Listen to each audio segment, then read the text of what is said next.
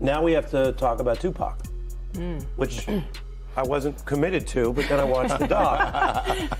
So Didn't know you were getting that.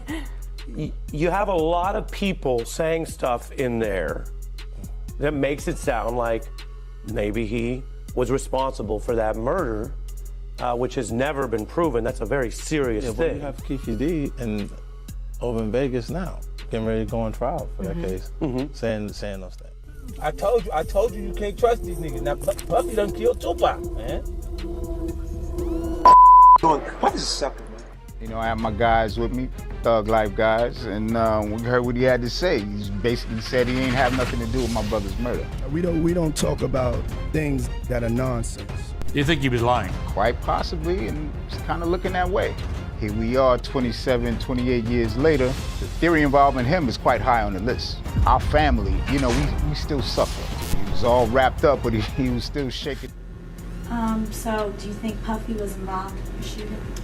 Only they can answer that question. Right. I have my own opinion, but I wouldn't slander their name like they did mine. Right. I wouldn't say things that I knew, you know what I mean? I believe so. I do believe so. I have proved things that I can say that will back up my claim, but this is not for the world to know about. You know what I mean? It's between me and him, and only he knows. So every time he say it didn't happen, or that's the only thing that makes this become an issue to everybody. See me fail, and in my mind sometimes when I'm drunk or I'm just laying down, I be thinking like, damn, is this true? Will I fail? Am I supposed to fail? I mean, should I just stop trying and give up? But then I be like, nah, hold on, that's exactly what they waiting for me to do, is to just say this is too much, I can't take it and give up. So now it's a fun little game that I cry at sometimes, I laugh at sometimes, I smile, I have good times and bad times, but it's a game. It's this game of life. Do I win or do I? When 50 Cent publicly revisited Tupac Shakur's death, a long-dormant conversation resurfaced with renewed gravity. His words offered no accusation, only alignment with questions that had survived decades of silence. Known for strategic restraint, his decision to speak now reframed absence as intention rather than ignorance.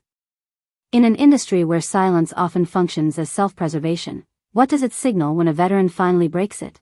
Quite possibly, and it's kind of looking that way.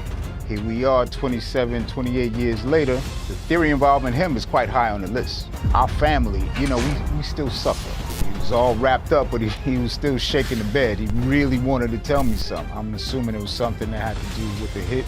I get the feeling quite strongly that you don't believe Diddy. I don't think you believe a word of it. It seems like he got a whole bunch of power, like absolute power.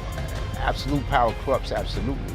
Heavy is the head that wears the crown. What's your message to Sean Combs?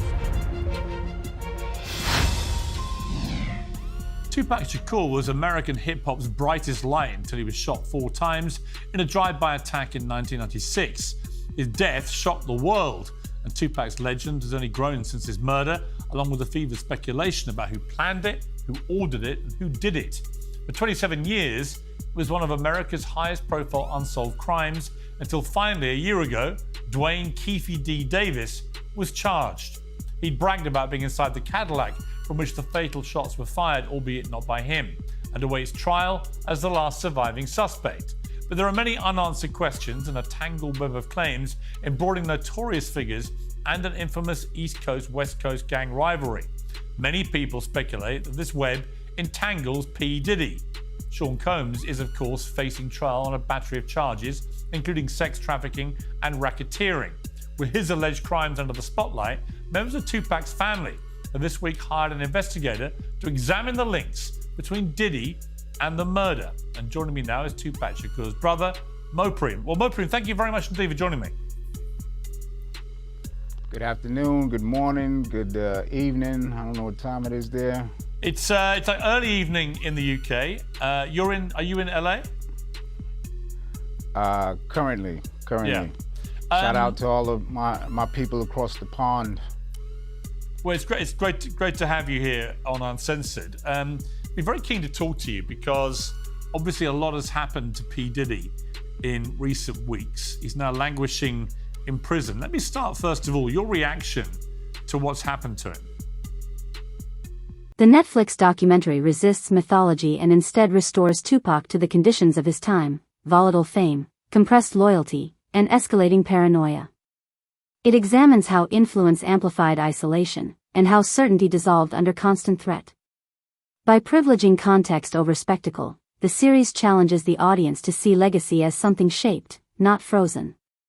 When an icon's image eclipses the reality of his final years, who controls the narrative that remains? My favorite thing about 50 Cent's Netflix Diddy documentary is how he built a timeline off of this information. And one of my favorite parts of this documentary is them really getting into the timeline of events when it comes to Tupac and Biggie. And it really gives us a lot of perspective from people that were close to the situation, and a lot of people allege in this documentary that they believe that Diddy was very jealous of Tupac. And they pretty much go through everything from the quad incident and Tupac believing that Puffy was behind it, like he said in the Vibe interview. And they lay out this whole timeline of the downfall happening perfectly, in my opinion. We are even hearing from Greg Kading, the detective that worked on Tupac and Biggie's case in this documentary. He is the investigator that did that proffer agreement with Keefe D way back in 2008, where Keefe D alleged that Diddy tried to offer him $1 million to take out Tupac and Suge Knight. And Tupac's trial with Keefe D is coming up very soon in early 2026. And we know that Diddy's name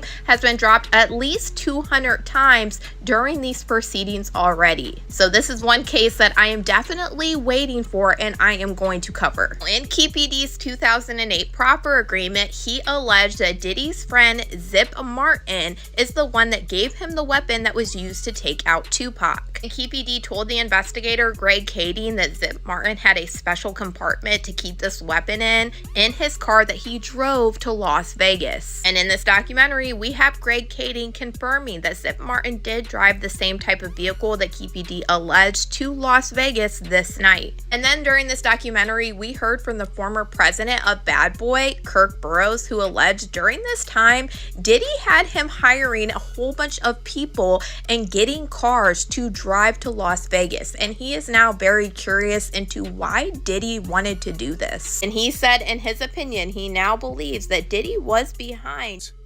You know, there was the rumor that after Pac got killed,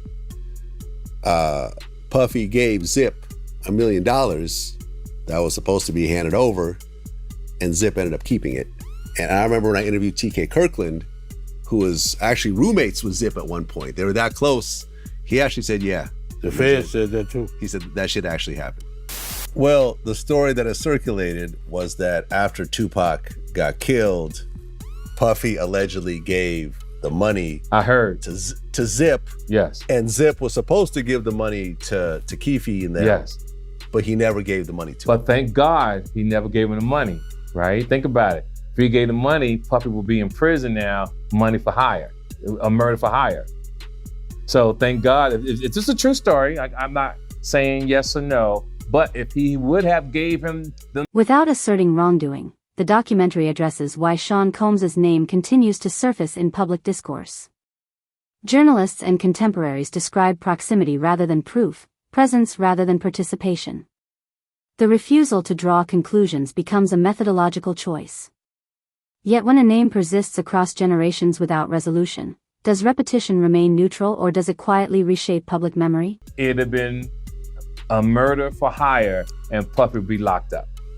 The FBI said he's a dirty motherfucker. Yeah, and he even said that, like, in retrospect, that was probably the best thing that could have ever happened to Puffy. By Zip stealing the money, now Puffy isn't connected to that shit. Or else it would have been like a murder for hire or something, you know what I'm saying? The FBI said it was just Zip. So the FBI told you the same he was thing. a dirty motherfucker, yeah. So the FBI told you that Zip kept that money as well. They said Zip's a dirty motherfucker. Everybody cross you. You're the last one to know every fucking thing. Even lawyers, your friends, everybody can cross your ass. You just don't know. Even the dudes you was riding in the car with every day, like a low jack. Like, what the fuck? Yeah, well, I mean, like I said, Zip had a history of ripping people off. Yeah. He never ripped me off. Well, otherwise he wouldn't have. Did he technically do? I mean, if he kept the money that supposedly. True. So actually, he ripped you off for $1 million. Yeah. If that's what happened, yeah. They sure said it. The FBI said that. The people down, yeah, U.S. attorneys, all that, they said that. Zip's a piece. They said he's a piece of shit.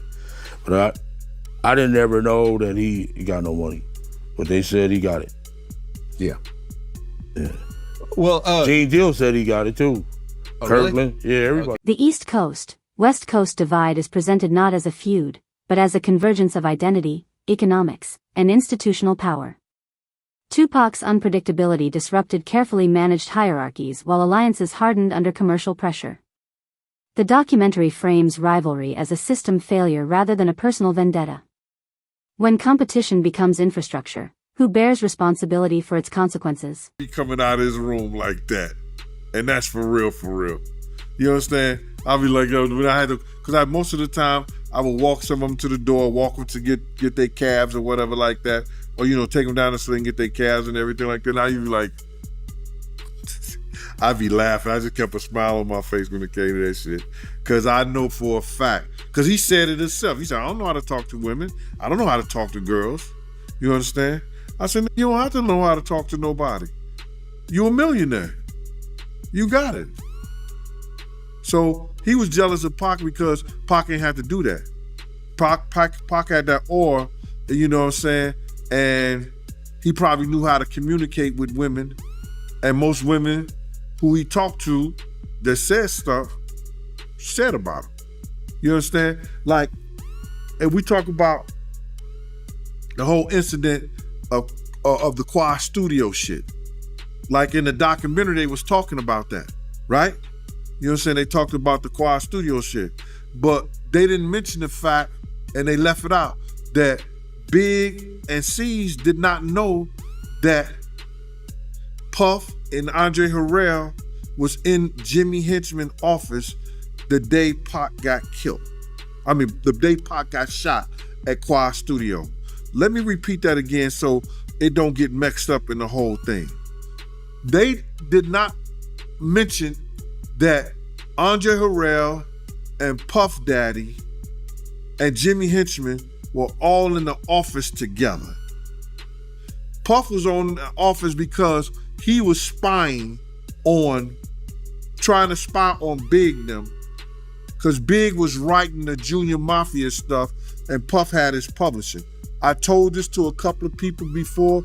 I said it before, and you got people that's running with it like they knew the story in the whole 9 yards.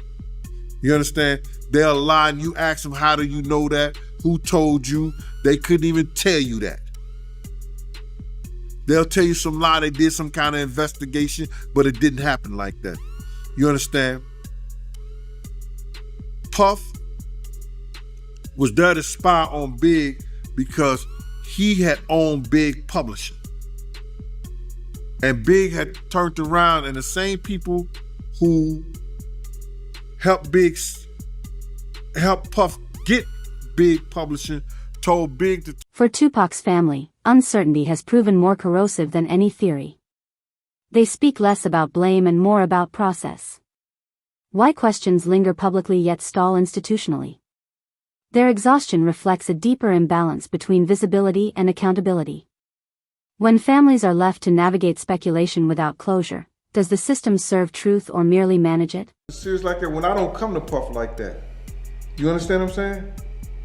Every time I told Puff something was about to happen, it happened. You understand? We had a party with ODB now. And at Luke's club, yo Puff, they about to start shooting up in this joint. How you know, Gene? Bruh, I know. In your opinion, man, do you think Biggie would still be alive if Puffy would have listened to you? I think, in my opinion, Big wouldn't have got killed that night. To say if he would still be alive, I don't know that. I don't have a time clock on somebody's life. And we know, nobody knows. God, it comes to death comes like a thief in the night, man. We don't know what's going on and when it's gonna happen. But I truly believe that if Big would have stayed to his guns and not F with Puff like he was doing at first, not coming to none of the parties we was at. Did you hear what Lil C said? We wasn't even messing with Puff. We was doing our own thing. If they would have stayed with doing their own thing, maybe we still alive. Cause Big was a big star. Show me one picture out of LA since they was going to all kind of clubs and all kind of spots and all kind of restaurants, that somebody got them with them. That somebody got those pictures with them.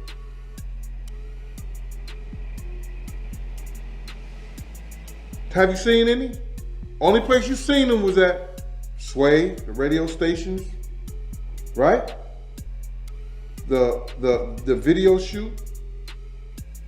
Where all the other places with all the other pictures? At one time in the mall. But they was out there 2 months, going to all the stations and everything. See, I think that what we're looking at is this, is that two men with two great egos that got all the money in the world. Now see, Suge had the blueprint. Returning to the night of the shooting, the film reconstructs events with deliberate restraint. Timelines are presented alongside inconsistencies, not to provoke suspicion, but to illustrate why certainty never arrived. The same unanswered paths reappear unchanged by time. If evidence does not evolve, is the failure one of information or of will? You understand? Puff wanted that part too. He auditioned for that part too. You understand? People may not tell y'all that, but he auditioned for that part too. So, you know, he wanted, and then you gotta see, like, you could just go tell that the drugs had his mind so messed up, whereas that he started thinking he was Tupac. For instance, did you see that Grammy speech he did? I mean, I've seen quite a few speeches from Diddy. I don't remember. Hey, listen to the verbiage in there. He's saying the same stuff Pac was saying. Oh, wow. The same, okay. The same, if people go back, he's saying the same stuff with Pac. Why? Why? It's crazy. You know what I'm saying? He did have he disliked Pac, but he also loved him in certain things. It's a strange, weird, it's a strange, weird, I guess, relationship that they had, bro.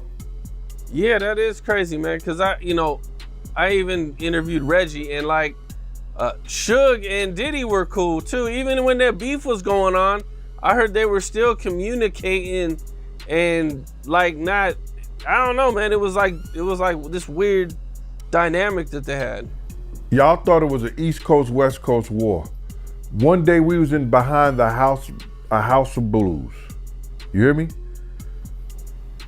We was driving through that. We had a reporter in the car. He was either from Billboard or he was from, what's that other big magazine? Rolling Stones. It may have been Rolling Stones. He's in the car with me. Riz is on the driver's side. Riz is on the passenger side in the back. The reporter's in the middle. I'm on the driver's side in the back. You got Kenny driving, Puff is in the front. We see Suge and Tupac, right?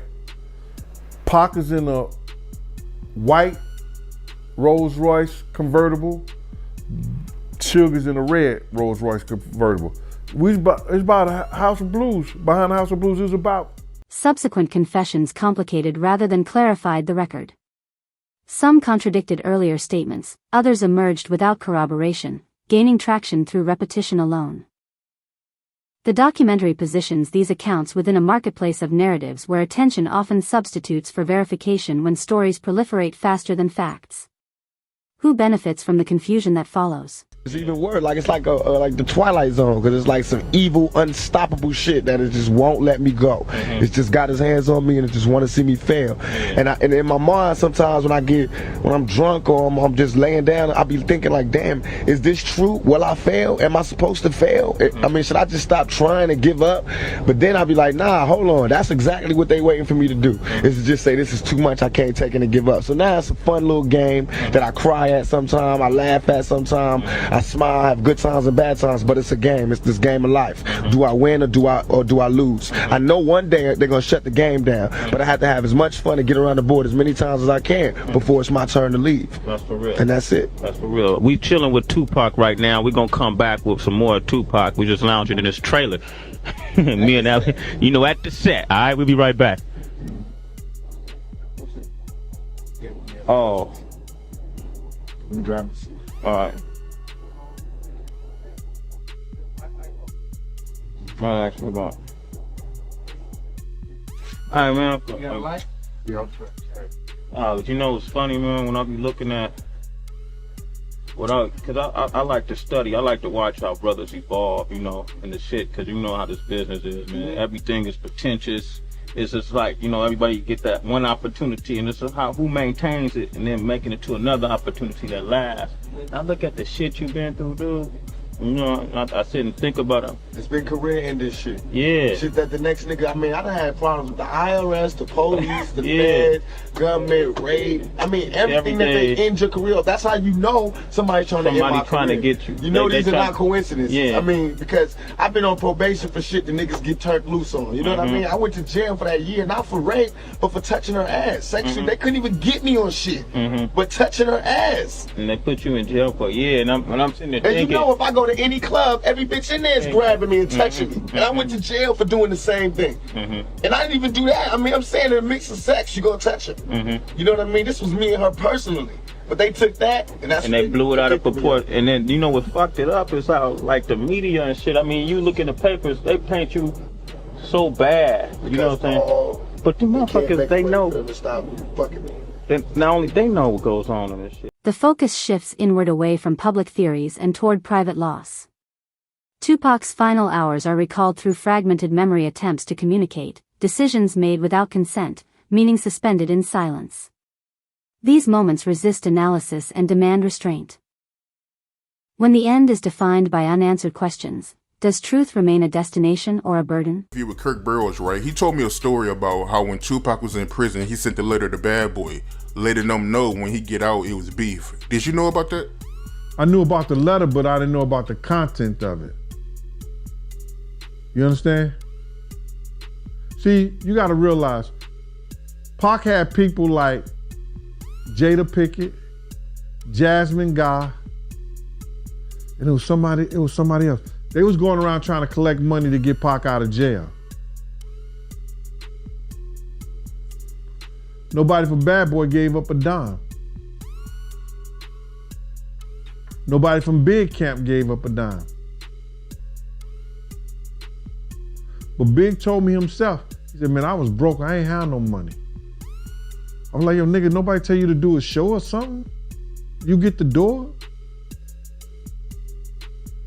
He didn't think about it. He didn't have any guidance on that. So what got back to you when it came to the letter, even though you didn't know what the letter was about? But at that time when Tupac sent the letter to Bad Boy, what word got back to you about the letter? Or did Puffy and Kirk Burrows keep it under wraps? Just take me back, man, to real time when it came to that.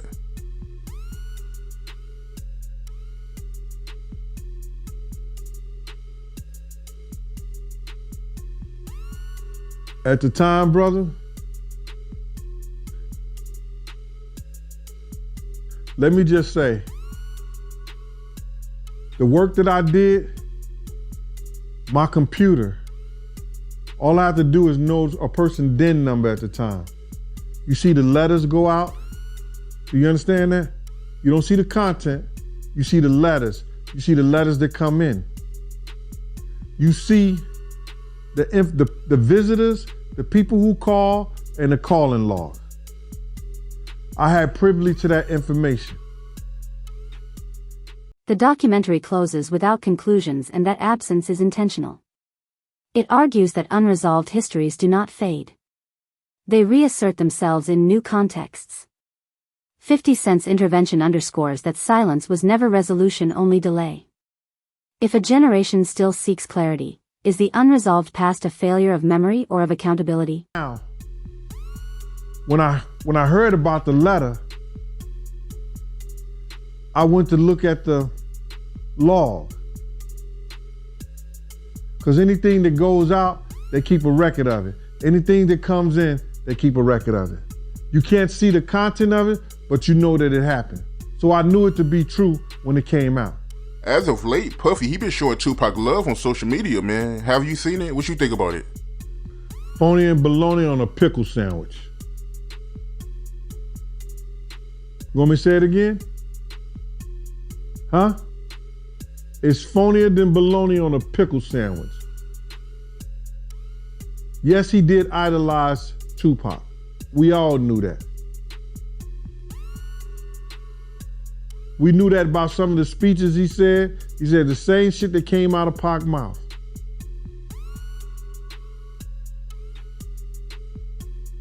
But he didn't like him. If you ain't like that nigga in his life, how you gonna love him in his death? Oh, you glad to see the nigga dead now. All right, okay. That's a very strong word to use, man. So you feel like Puffy, he idolized Tupac, and you really believe that? Yeah, he idolized that dude. You gonna go and make it your business, I don't know, to sleep with every chick that he slept with? Or maybe the chicks was just making the rounds. I don't know.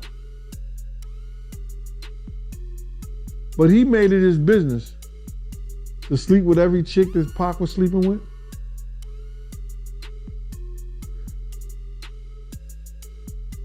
Pac was the first one that came out with that yellow and black Versace shirt. What Puff go do? I want that same shirt right there.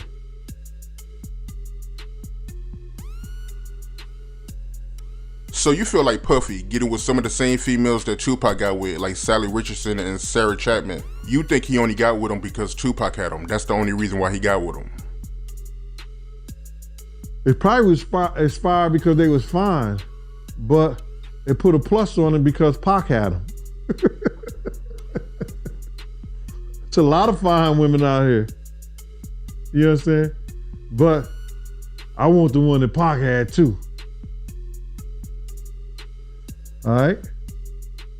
Beyond individuals, the documentary widens its lens to examine how power operates without leaving formal records.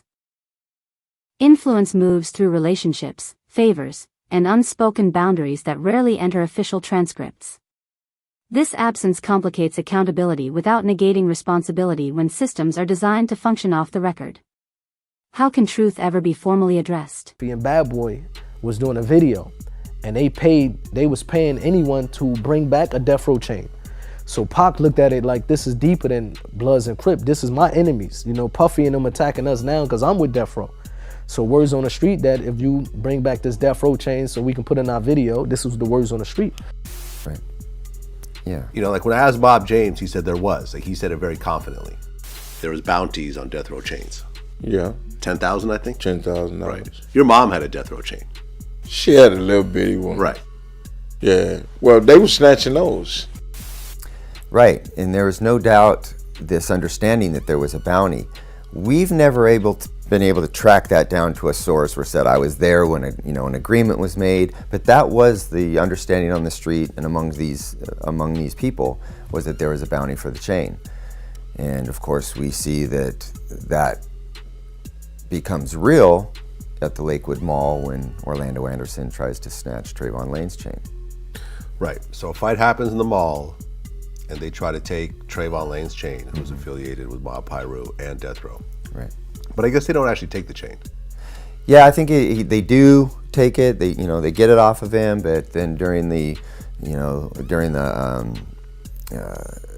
Donnybrook whatever, he gets it back. He claims he got it back, and so there's no reason to believe he didn't.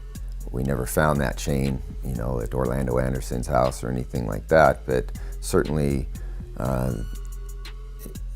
if it wasn't an attempt, then they did actually secure it and then lost it back to Trayvon Lane. And it's important to remember that this Trayvon Lane is the person directly, aside Tupac Shakur when they confront Orlando Anderson again in Las Vegas. Right, and Trayvon Lane, Orlando Anderson is Keefe D's nephew. Correct. The series ends where it began between rumor and record. It neither condemns nor absolves. instead exposing the gap where certainty should reside. What remains is not an answer, but a framework for questioning how stories are buried, delayed, or quietly redirected. If history is shaped as much by what is avoided as by what is proven, who decides when a story is finally allowed to